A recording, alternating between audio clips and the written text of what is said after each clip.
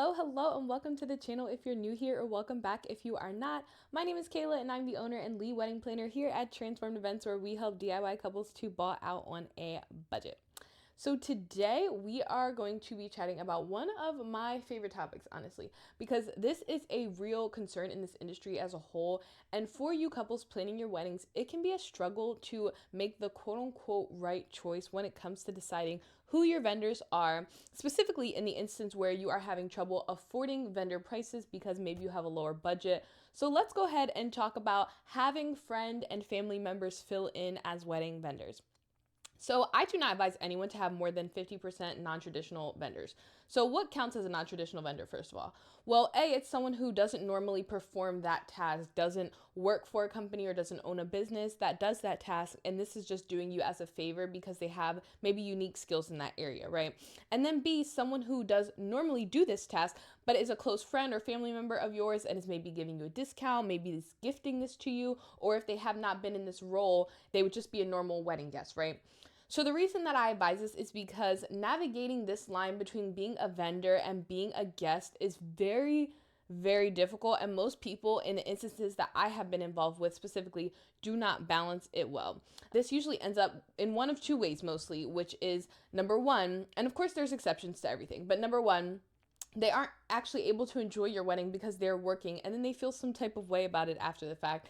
Or number two, they're enjoying the wedding too much and they neglect some of their tasks for their role and they're not taking it seriously enough by having that work mindset. For me personally, I do not accept any bookings where I would be invited as a guest, but I do accept bookings from people that I know, but not that I know enough that I would be a guest at their wedding, if that makes sense. So say my cousin, for example, I am going to be invited to my cousin's wedding as a guest, so I'm not going to allow her to book me as her planner or coordinator.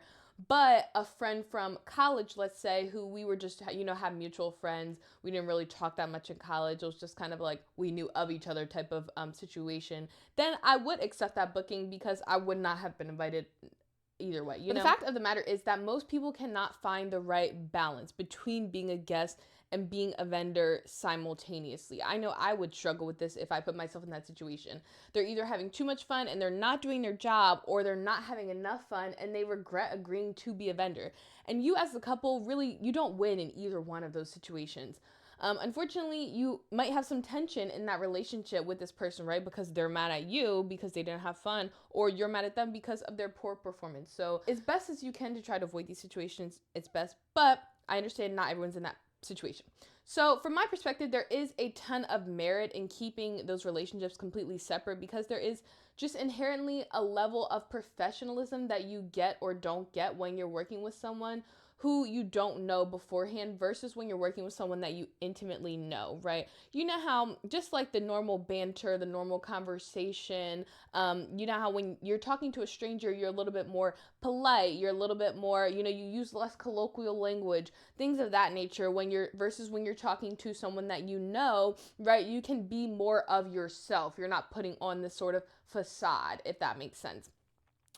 And then also, if these are friends or family members that are just pitching in to help, but they don't normally work in this industry, that has the potential to even go more off the rails because there's often no processes, no systems, no structures, or anything like that around their role and responsibilities.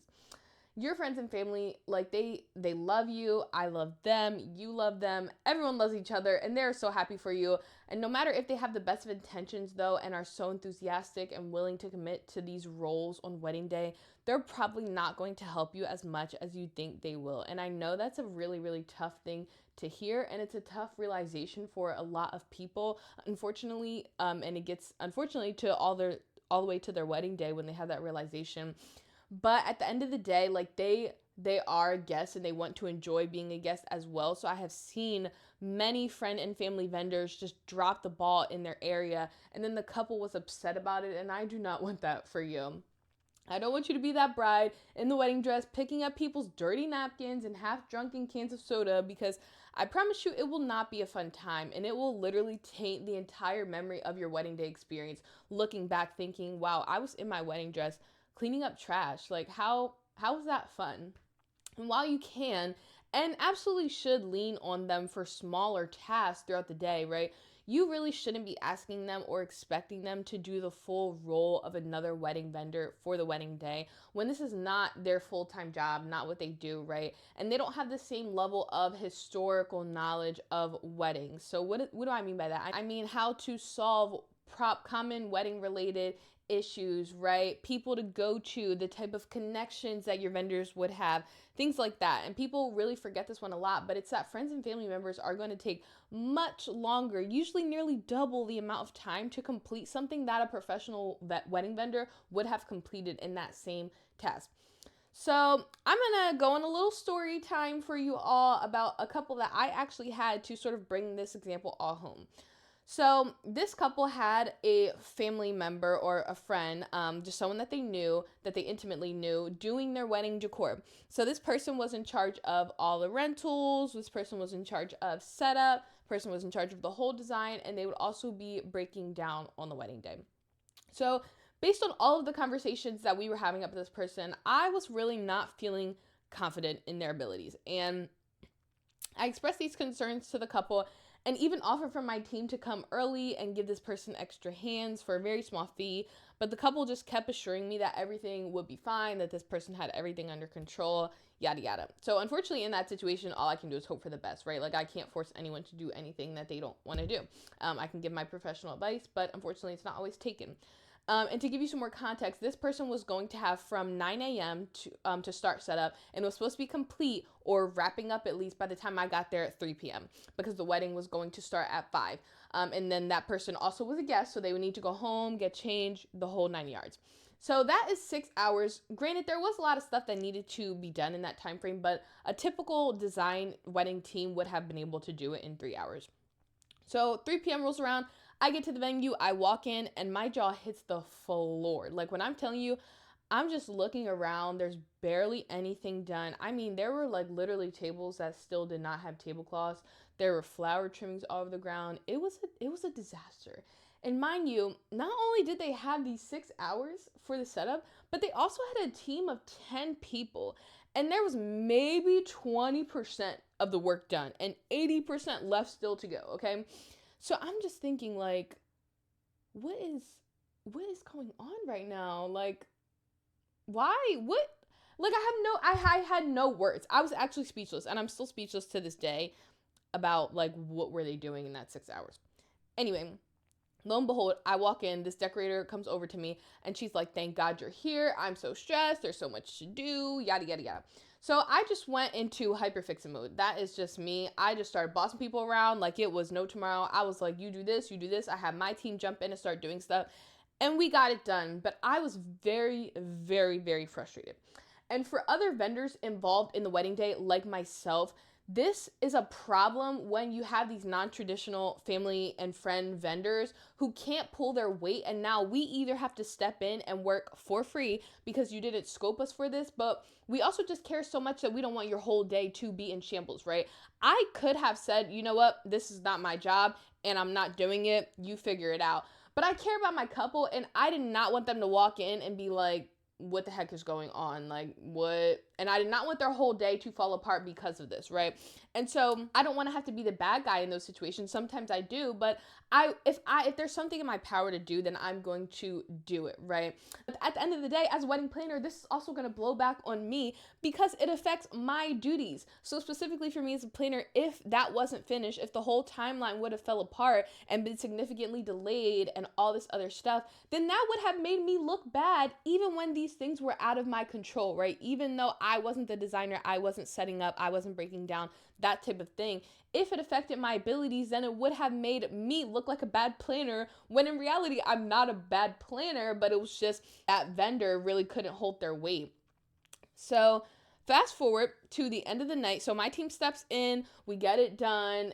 We are a little bit delayed, maybe 30 minutes delayed, but it worked out fine because the hair and makeup was also delayed, and so the bride got there a little bit later anyway. So fast forward to the end of the night, things are wrapping up.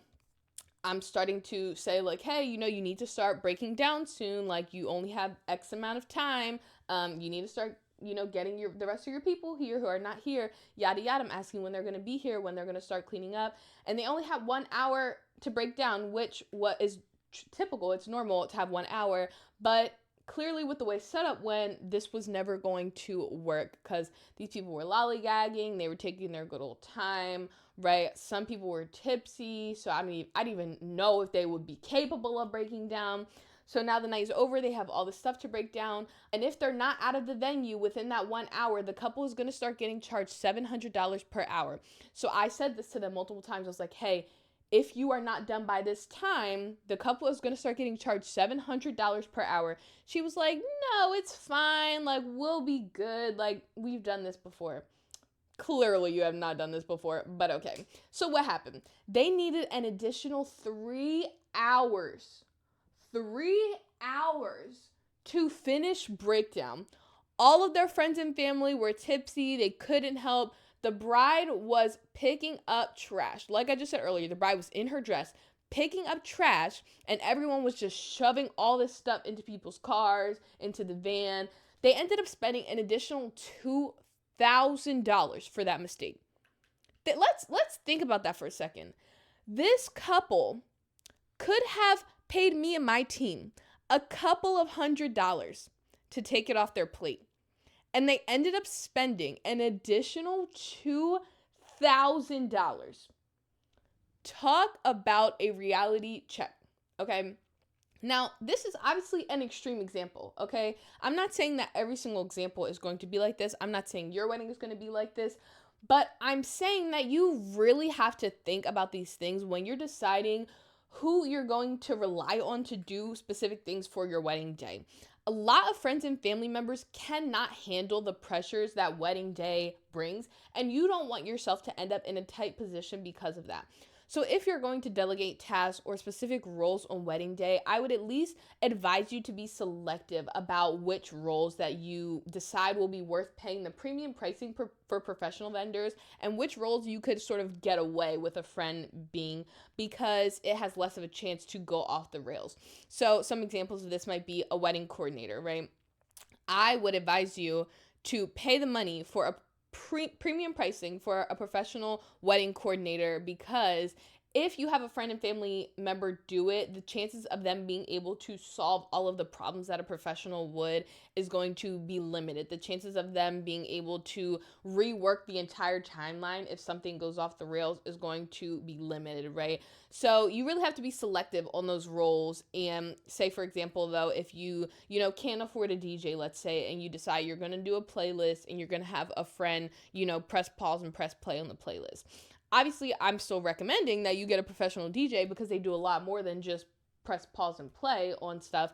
But at the end of the day, if they take an extra 10 seconds to press play and there's a little, silence gap, that's going to be a less jolting of a guest experience than if the whole day is delayed and they're not sure what's happening next and people are confused. You know what I'm saying? You see kind of like the compare and contrast, pros and cons there. And so if you're saying, well, I can't afford that, then maybe you should sort of reevaluate your plans as well and narrow down the scope to what you can actually comfortably afford while still having a great time. So again, not really a fun one, but I'm always going to keep it real with you, right? Because I just genuinely want the best for you. And unfortunately, a lot of times people put themselves in these situations too, doing things that they can't even afford anyway. So make sure that you are just reevaluating your priorities. Make sure that you are planning your day how you want it, but also within your budget and what you can afford, right? While still being able to have a great time, still being able to feel taken care of and pampered and special and all that kind of good stuff. So I want to thank you so much for watching this one. Please let me know down in the comments if you have ever been to a wedding where there was a vendor who was a friend or family member who wasn't a professional and how it went. Thank you so much for watching, and I'll see you in the next one. Bye.